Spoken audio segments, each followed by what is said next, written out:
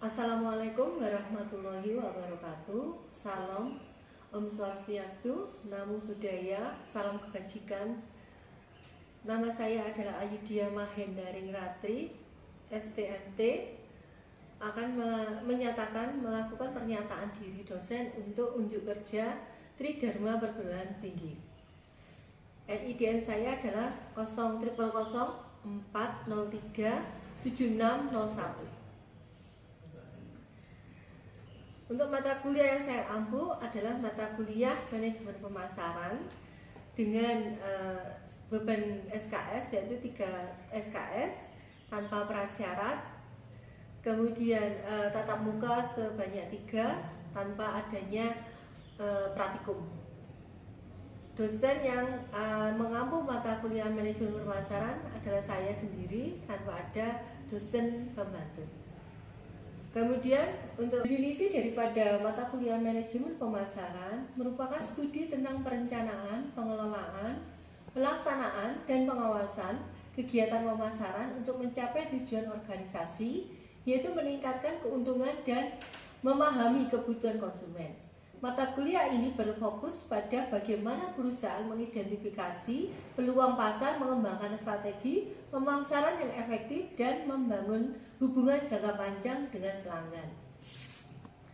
Dasar-dasar pemasaran terdiri dari dasar-dasar pemasaran 1, dasar-dasar pemasaran 2, sistem pemasaran dan lingkungannya, strategi STP, marketing mix, kemudian analisa peluang pemasaran, pasar konsumen, dan perilaku pembeli, perencanaan program strategi peduli, produk, harga distribusi, dan strategi promosi, after sale service, siklus umur produk.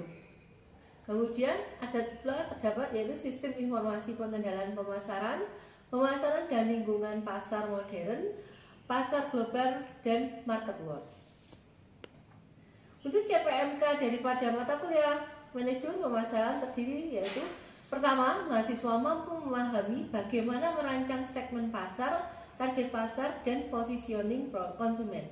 Kedua, mahasiswa mampu memahami perancangan strategi pemasaran dengan bauran promosi. Yang ketiga, mahasiswa mampu memahami tentang filosofi pemasaran sampai pencapaian loyalitas konsumen. Untuk pustaka utama, saya menggunakan 4 buku dari Alma Guceri, kemudian Holly, kemudian Cravens, dan Kotir. Untuk pustaka pembantu, saya menggunakan buku daripada Lapi Yuwadi serta beberapa jurnal penelitian sebagai latihan diskusi dan literatur. Sistem pembelajaran yaitu yang pertama secara luring di kelas, yang kedua adalah daring, kadang menggunakan Google Meet, kemudian WhatsApp Group atau YouTube. Kemudian metode pembelajarannya ada 3, di mana akan dilaksanakan dalam perkuliahan, yaitu daring via Google Meet, Zoom maupun luring. Yaitu yang pertama presentasi oleh dosen, yaitu secara ceramah, presentasi oleh mahasiswa dilanjutkan dengan diskusi kelas, kemudian penugasan individu. Interaksi terdiri dari 2, yaitu dosen dengan mahasiswa, yang selanjutnya adalah mahasiswa dengan mahasiswa.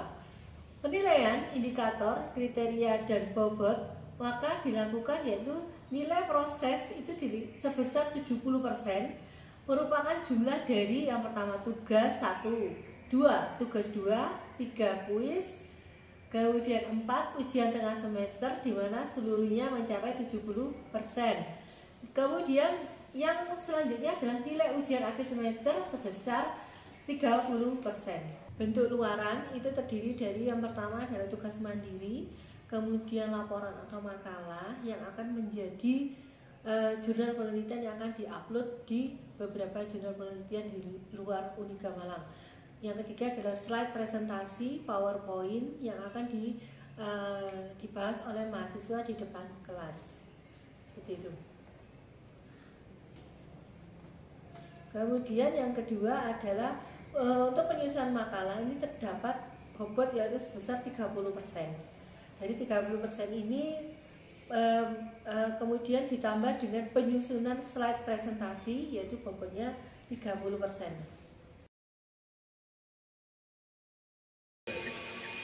Assalamualaikum warahmatullahi wabarakatuh. Waalaikumsalam warahmatullahi wabarakatuh. Oke, selamat pagi dan selamat datang di hari ini.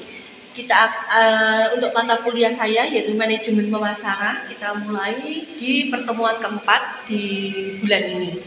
Kemudian penyusunan ini saya buat sendiri, di mana untuk outline-nya terdiri dari yaitu strategi STP atau segmenting, targeting, dan positioning. Setelah mata kuliah ini selesai, saya share ke Anda semuanya. Kita kemudian akan melakukan diskusi bersama. Diskusi ini nanti kita akan membahas hal-hal yang tidak mungkin Anda nggak mengerti atau hal-hal yang Anda nggak kurang paham untuk memahaminya. Kemudian ada tugas mandiri. Nah, tugas mandiri ini nanti Anda akan mereview masing-masing yaitu satu jurnal, di mana review dari masing-masing jurnal itu nanti akan menjadi sebuah artikel yang kita akan upload pada repository di Universitas Udayana. Ya, oke. Yang pertama adalah pendahuluan, di mana STP atau kita sering menyebutnya sebagai mix marketing. Di luar itu ngomongnya biasanya itu mix marketing. Itu adalah salah satu pendekatan atau model yang digunakan untuk mengembangkan pesan dan strategi pemasaran sesuai dengan target audiensnya. Jadi misalnya kalau saudara mempunyai suatu produk yang targetnya adalah anak muda misalnya, tidak untuk orang tua, tidak untuk balita, anak kecil, tapi untuk anak remaja, maka kita perlu yang namanya STP di sini. Karena apa? Kita harus fokus di mana target kita itu adalah anak muda, otomatis produk kita juga harus fokus terhadap kebutuhan mereka. Seperti itu. Kemudian model ini sebagai salah satu yang paling efektif dan populer yang digunakan saat ini. Memang semuanya itu rata-rata sekarang perusahaan menggunakan yang namanya metode STP. Selanjutnya, di sini adalah fokus utama dari model pemasaran ini adalah pada pendekatan audiens. Jadi sebelum Anda menunjukkan produk, Anda harus tahu audiens apa. Karena rata-rata mereka yang melakukan pemasaran tanpa melalui cek daripada audiensnya itu kayak gimana, otomatis produk itu tidak akan laku sama sekali di pasaran. Dan itu sering sekali terjadi. Kadang-kadang kita juga berpikir apakah karena modalnya kecil atau karena lokasi dan sebagainya. Tidak, tapi memang kita tidak pernah memperhatikan audiens kita kayak gimana. Misalnya anak muda, saya itu kepinginnya model Korea, atau saya pinginnya model kekinian misalnya dari mana? Dari merek terkenal, kemudian kita produk sesuatu yang menjadi misalnya hampir mirip dengan produk itu. Nah, kalau kita tidak memperhatikan audiens kita, otomatis nantinya produk ini akan lari kemana kita nggak tahu. Mau kita jual ke orang tua kok ya nggak pantas, mau kita jual ke anak-anak kok ya kegedean, misalnya seperti itu. Nah, ini salah satu pentingnya kita mempelajari yang namanya STP. Kemudian dari segmentasi ini, kelebihannya misalnya ya, salah satunya adalah mengarahkan dan memberi fokus pada strategi pemasaran seperti pada penerapan target advertising. Jadi kita kalau membuat iklan itu benar-benar harus lihat, you mau buat produk ini untuk siapa. Kalau seandainya Anda tidak memperhatikan audiens atau advertisingnya kayak jelek, gak haruan asal buat, maka otomatis kita tidak akan memperoleh yang namanya konsumen. Mereka akan skip, oke, kita nggak pakai, skip. Padahal itu produk yang paling bagus misalnya dengan bahan, misalnya kalau kita baju bahannya paling bagus, jinnya tebal dan sebagainya. Nah seperti itu. Kemudian pengembangan produk baru atau diferensiasi brand dengan mengalokasikan sumber daya untuk segmentasi target. Nah kalau misalnya mengembangkan produk kita tidak memperhatikan yang namanya audience, produk itu bisa jadi melewati harapan, melewati requirement-nya adalah dari seorang konsumen saya itu kepingin memiliki produk yang mirip-mirip seperti artis ini, atau saya pengennya misalnya produk rumah tangga saya lebih bisa dipakai untuk modernisasi misalnya dapur dan lain sebagainya. Kalau kita nggak tahu audiens, maka kenapa keluar kompor minyak tanah, kok keluar lagi kompor seperti ini. Nah, seperti itu. Yang kedua adalah mengidentifikasi peluang pertumbuhan pasar dengan melihat pelanggan baru dan penggunaan produk. Jadi identifikasinya pasar itu kayak gimana? Pasar misalnya kita nggak secara harfiah itu pasar mana dinoyo, pasar apa, bukan. Tapi pasar adalah yang dinamakan mereka konsumen itu kumpulnya di mana. Kalau misalnya di sini kan mahasiswa banyak, jadi pasar targetnya adalah mahasiswa. Otomatis produk yang akan kita lakukan atau kita misalnya inovasi seperti itu, maka kita juga harus melihat, wah ini ternyata pasar saya mesti seperti mahasiswa ini, seperti ini, pasti laku seperti itu. Tapi kadang-kadang kalau melihat pasar kemudian mengikuti terus menerus, maka kita sendiri akan kehilangan modal. Kenapa? Tidak menutup kemungkinan bahwa saya pasar yang semakin naik tidak akan sama dengan tingkat audiensnya sendiri. Kadang-kadang seperti itu. Jadi kita harus hati-hati juga, tidak selalu langsung seperti itu. Selanjutnya, mencocokkan sumber daya perusahaan yang efektif dan efisien untuk menargetkan segmen pasar yang menjanjikan return of marketing investment yang lebih besar. Modal itu harus kembali, saudara. Jangan sampai modal itu nggak kembali. Apa gunanya kita berbisnis kalau modal itu tidak kembali? Maka return of marketing investment dari investment itu sendiri, maka kita dapat menghasilkan sumber daya lagi. Misalnya setelah kita memodal 10 juta, dari 10 juta itu kita investasikan dari produk yang paling bagus sekali untuk target pasar. Otomatis nantinya return of marketing investment itu akan kembali berlipat. Ya alhamdulillah kalau semuanya kembali, tapi setidaknya itu harus kembali. Bisnis itu seperti itu, jangan sampai tidak. Karena poin yang paling penting adalah modal kita harus kembali. Terakhir adalah meningkatkan posisi perusahaan menjadi lebih kompetitif. Nah, kalau kompetitif itu kaitannya adalah kompetitor kita. Anda jual baju, sebelah jual baju, satu lorong jual baju. Apa yang menjadikan Anda kompetitif?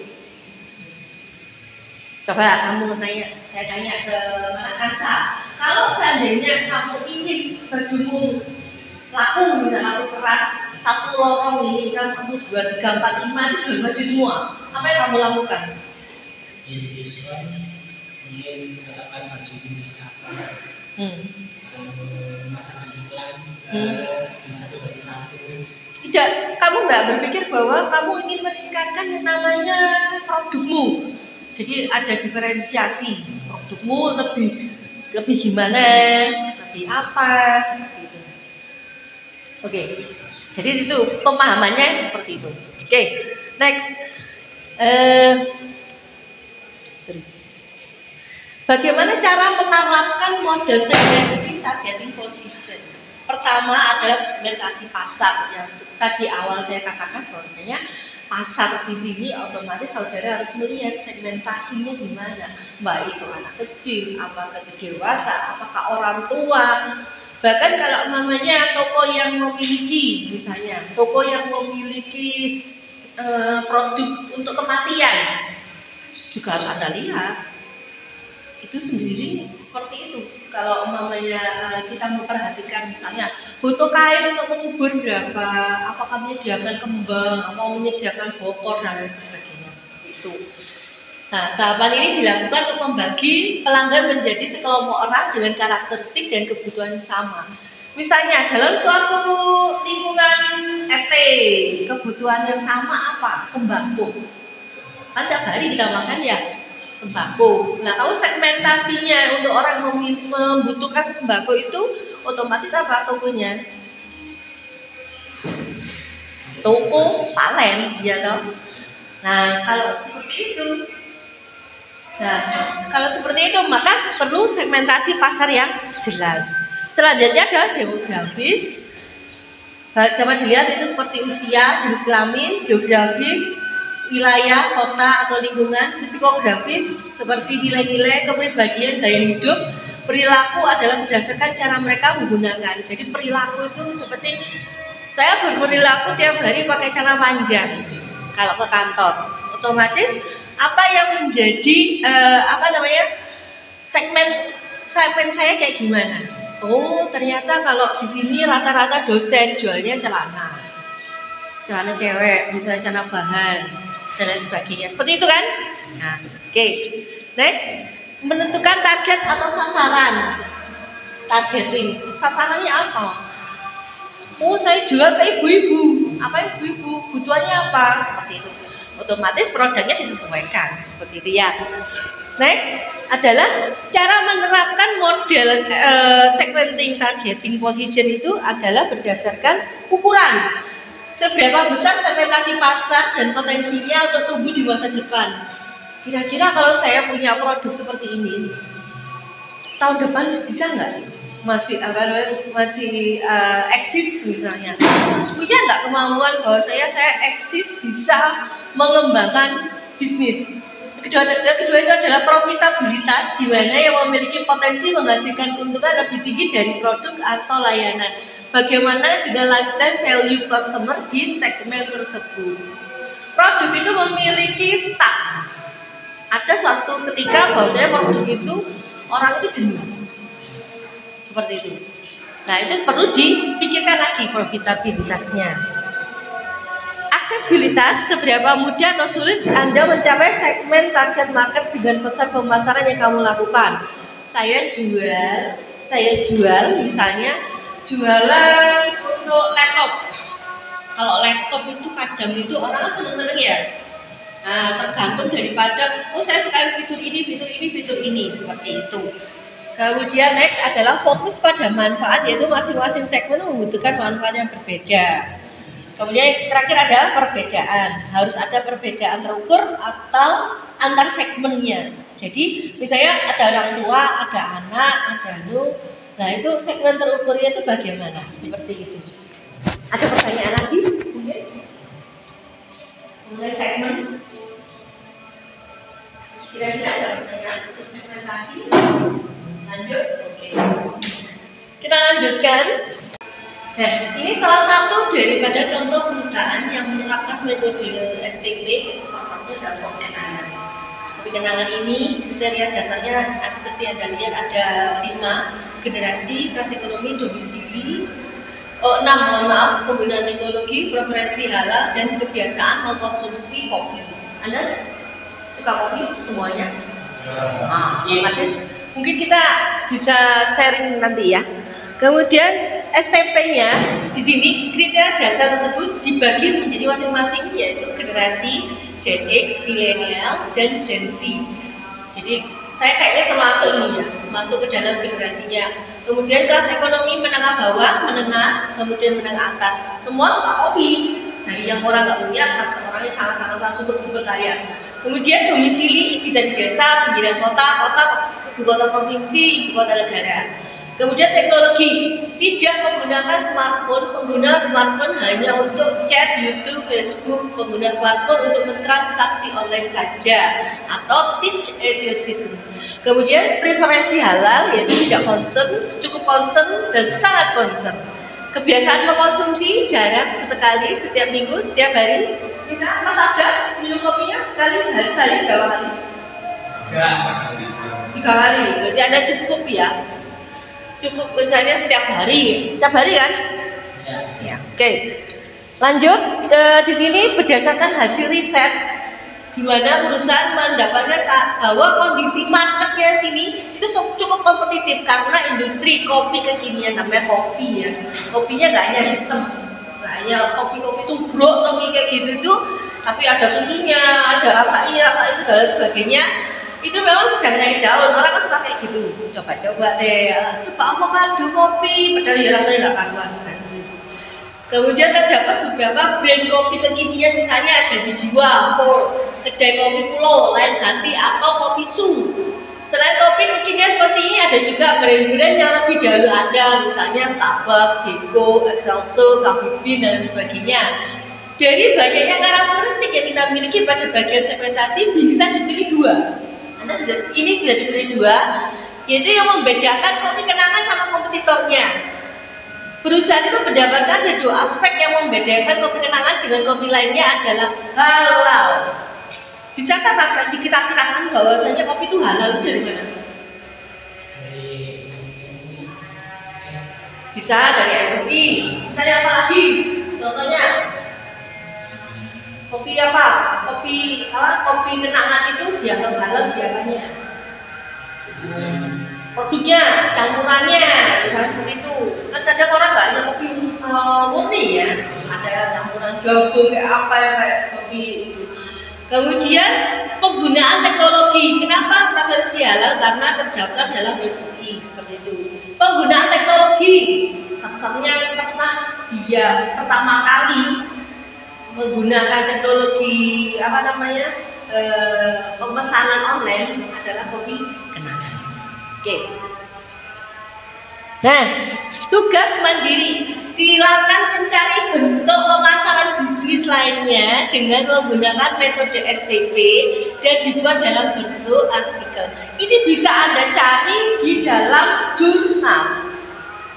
Jurnal itu sudah memiliki kebenaran dan dibaca orang banyak. Silakan ambil jurnal satu, masing-masing satu, dan Anda lihat apakah bentuknya itu metodenya menggunakan STP. Jangan yang lain, STP, karena kita anunya tentang STP. Nah, artikel itu nanti dibuat, dipresentasikan minggu depan secara mandiri dan kita masukkan dalam repository. Demikian pertanyaan saya. Ada pertanyaan? Saya. Ya. Bagaimana perusahaan kopi kenangan bisa tahu segmen mana yang cocok untuk target pasar? Target pasar. Sebelumnya saya kan sudah membicarakan bahwasanya Anda kalau membangun harus tahu segmennya mesti pintok tanpa campuran dan sebagainya. Nah, tentu saja kopi kenangan ini akan mencari segmentasi pasarnya, bagaimana, siapa, di mana lokasinya. Nah, setelah ketemu maka dia akan membuat mind mappingnya. Oh, ternyata saya harus di sini. Sana, di sana. Ada lagi? STP itu pasti sudah buat sebuah perusahaan. Apa ada perusahaan khusus yang nggak perlu pakai STP itu? STP ini sepertinya sudah model baru, Mas.